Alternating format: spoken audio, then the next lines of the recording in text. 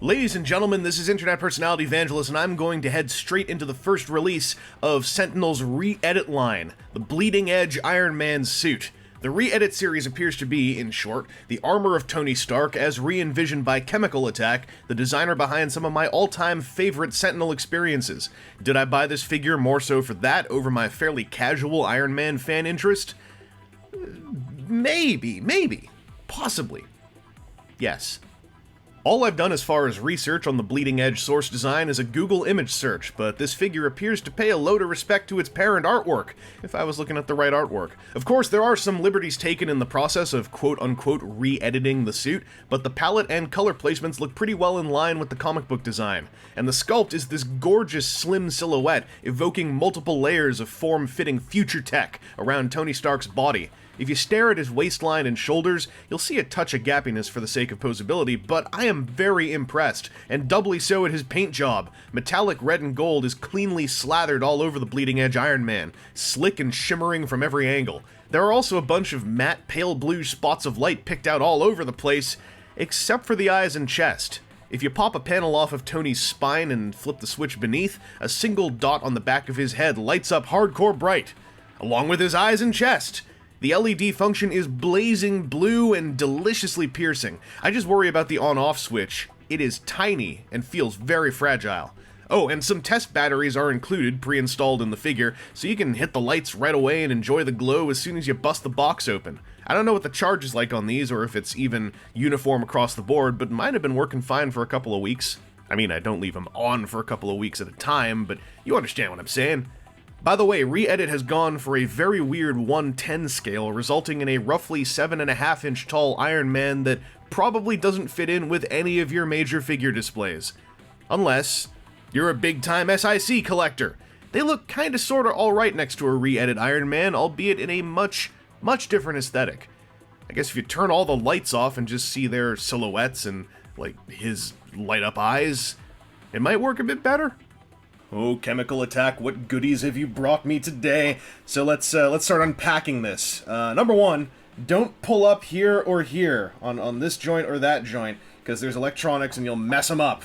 The instructions more or less exist just to tell you that and to point out like a few other things, but primarily there's a huge picture saying that.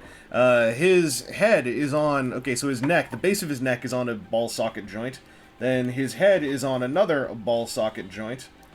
Which has a lot of leeway to look around. It's very organic the way that like the throat and head turn together as he looks around. Then there is a hinge here so that he can look up without stressing or pulling on the electronics running up through his throat. So this is often working in tandem with the ball joint, but you can just get this swivel to work on its own too if you want. It leaves a bit of a gap there. I guess that's probably the only time the posability leaves a really major gap, but I like the range there. Let's talk about these shoulders, baby. Okay, how do we begin? Well, they work real well as shoulders. Let's get that out of the way. Now, when you bend this up, look at all the stuff that's happened. Like, this shoulder pad can stay, like, tightly against the line of his shoulders in both major positions. I really like how that works. Then as you're moving it up, you might see there's all this stuff in here. Like this... There's a lot of wiggle in there, and there are all these separate pieces to fill in and move around against each other to make this look like a whole bunch of interlinked armor. Then there's a joint to go this way, which makes this gold bit go in, and makes this gold bit reveal.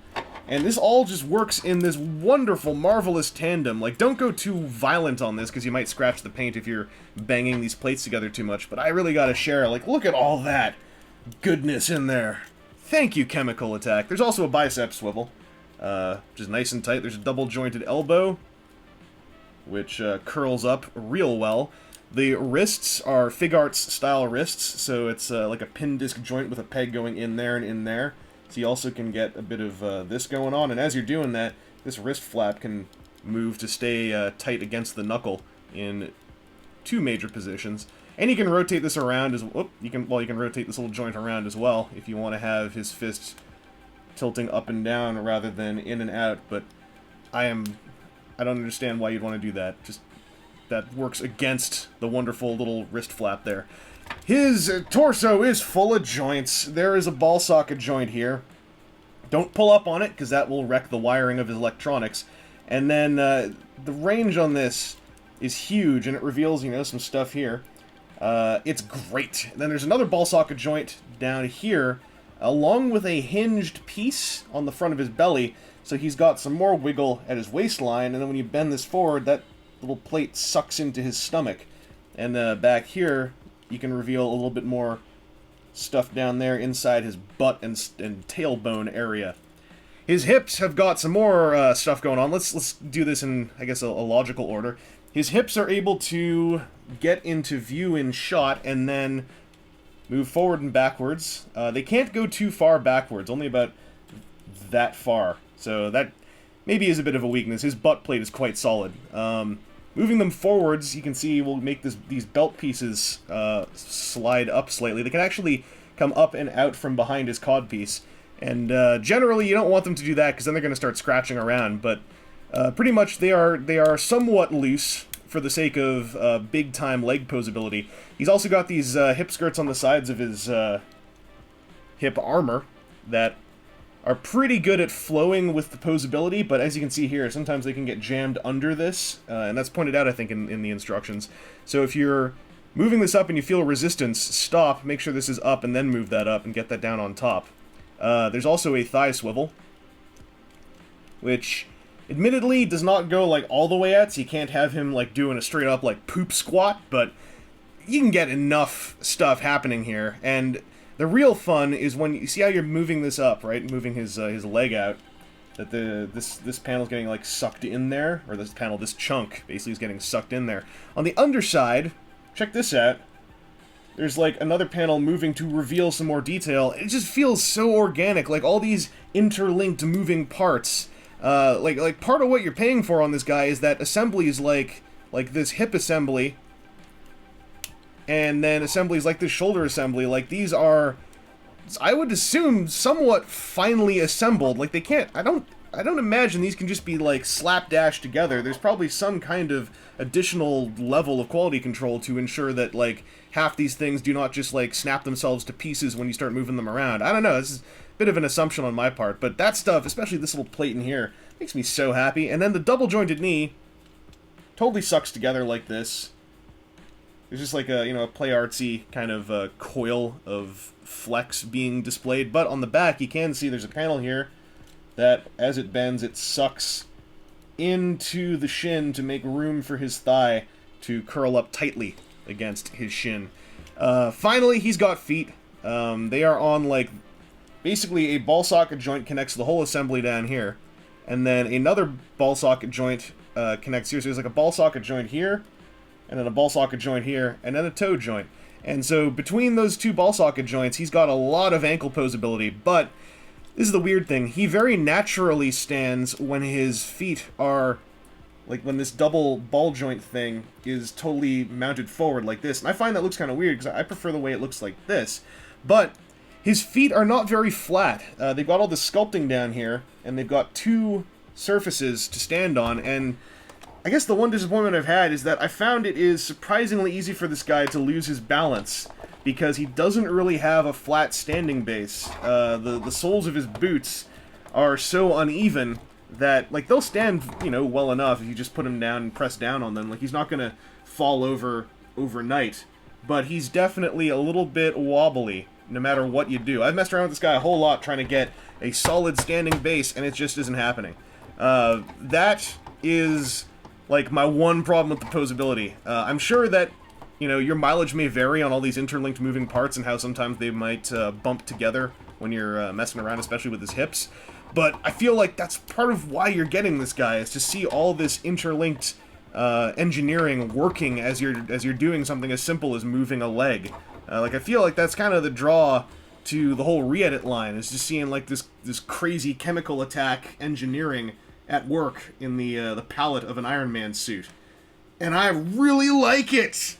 Re-edit uses your basic figart style ball joint swap to switch between 5 included hand options. There are fists for punching, repulsor hands for repulsing or flight, splayed open hands for looking dynamic, splayed and curled hands for looking differently dynamic, and calmly open hands for relaxing on the couch after a long day's justice. Possibly a slightly tiny looking couch.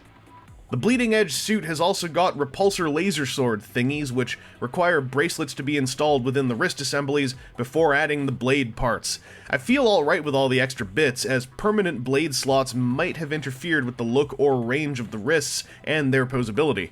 Would I have liked LEDs to work with these things? Sure! How would that possibly fit into the design of the figure? I don't know! So I'm quite happy to just have them translucent and smooth. The last thing in the Bleeding Edge box is a multifunction stand. For action-type stuff, it's got a metal pole and silicone-padded spring clip, allowing for all kinds of high-flying poses with a much lower risk of scraping all the premium paint on the suit's surfaces. The stand's got a rotating disc for quick adjustments, too. On the other hand, you can plug in a semi-cylinder of ribbed windowing to do a good old-fashioned Hall of Armor display. There are some clear clip parts stored underneath the stand to link it to copies of itself, because this thing is packed in with every re-edit Iron Man piece released so far as of this recording. That being 3. One of them's a convention exclusive that I don't have. Damn it. Hey, so, I am a huge fan of Sentinel, and it turns out that I'm specifically a huge fan of Chemical Attack's design work. So yes, I am in love with this figure. It's got a full package of high-end features and accessories, a gorgeous sculpt and paint job, and interwoven articulation engineering that tweaks deeply one of the main things that keeps me interested in toy collecting today. But that does come at a hell of a premium. This thing ran just shy of $200 when it came out, and has entirely kept that value and gone up a little since then. There's an easy argument to be made that once you're dipping into those deep waters, you may as well keep saving and go for something like a Hot Toys piece. Certainly, Re-Edit's 1/10 scale is a massive limiter as far as blending into a display, and if size to price is a major factor for your buying habits, you may end up very disappointed if you drop $2 on one of these.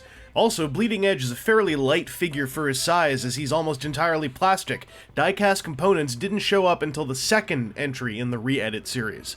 But I very much believe that a lot of the premium price is paying for the fit and finish of the piece. There is a ton of stuff threading and weaving together, from the multi-moving part articulation features to the LED wiring that has to survive its way through 2 joints in the figure's neck, not to mention the immaculate paint job. The fact that all of this is going on while the figure feels absolutely smooth and clean to pose and play with makes me confident that quality control and production value are major parts of its price tag. This figure is a very niche piece, but if you are as utterly pleasured by interesting, thoughtful, and unfragile joint design as I am, maybe don't go for the Bleeding Edge specifically unless you can get a decent deal, but keep your eyes on Re-Edit's upcoming releases.